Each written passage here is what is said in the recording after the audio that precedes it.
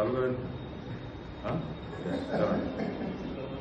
कोल्हापूर जिल्हा पनवेल येथील रहिवासी संघाकडनं जागतिक महिला दिनाच्या दिवशी सन्मान कोल्हापूर रत्न पुरस्कार त्या ठिकाणी आयोजित केलेला आहे.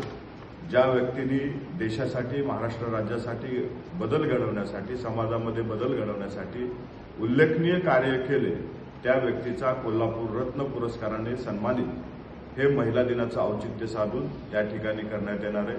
असा स्तुत्य उपक्रम घेऊन आपल्या भागातील लोकांना प्रोत्साहन करणारा हा उपक्रम आहे आणि या उपक्रमाच्या माध्यमातून जे सन्माननीय व्यक्तिमत्व या ठिकाणी सन्मान करण्यात येणार आहे त्यांचं योगदान लक्षात घेऊन त्या ठिकाणी हा कोल्हापूर रत्न पुरस्कार हा रहिवासी संघाकडनं त्या ठिकाणी देण्यात येत आहे.